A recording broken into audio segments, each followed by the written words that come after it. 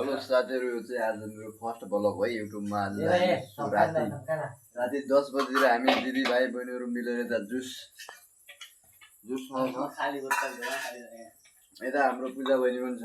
ल पूजा बहिनी केही जान्छ यता जुस सक्यो जुसले मैले चाहिँ जुस कचौरामा खाएको अवस्था। भइराछ सर भइराछ कि पूजा देखि लाइन कचौरामा खाएको अवस्था मैले चाहिँ जुस पूजा बहिनी युनिक स्टाइल गर्छु के जुस आउँदैन यार के भयो। पूजा बहिनीले चाहिँ अलिकति कटरमा खाछ अरे चाहिँ अब यसको पारा यस्तै छ यता। त्यही भएर म अरु भन्दा बेग्लै अलि गल्ल पनि देखाएन मैले चाहिँ सकेको छैन, बाँकीले सकेको तिमीले छैन। हैन डबल गिलासमा पूजा खुइसक्यो दुइछ भनेर फोटो खिचेर भने पूजा सुवेदी सन्तुष्टि हुनुहुन्छ उहाँको अनुहारमा चमक। हाम्रो साँझको नास्ता खाना पछि खाना पचाउनलाई जुसको धनगढीमा गर्मी बढेको कारण धनगढीमा गर्मी एकदमै धेरै छ साथीहरु हैन। उ बोतल बारे मक्का त्यही भएर गाह्रो भएको अवस्था।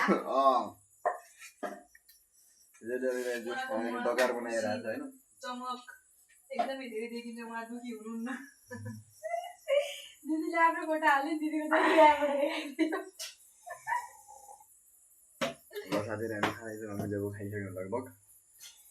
अहिलेको लागि हजुरहरुलाई सबैलाई good night, bye bye, Tata. World cup हेर्नु अनि पोर्टुगल आज कसको फ्यान हो? पोर्चुगललाई सपोर्ट गर्नु होला।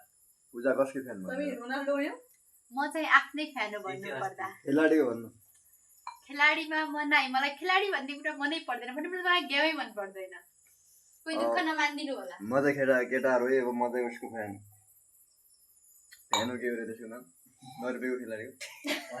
हल्यान्डको खेलाडी हो, हल्यान्डको। नै फ्यान यहाँ मान्छेको यस्तो छ अवस्था कि जो मान्छे फ्यान जन आफ्नै उको नामै थाहा छैन। नयाँ हुँदा रे म नयाँ हुँदैछले अब हल्यान्ड है हल्यान्ड।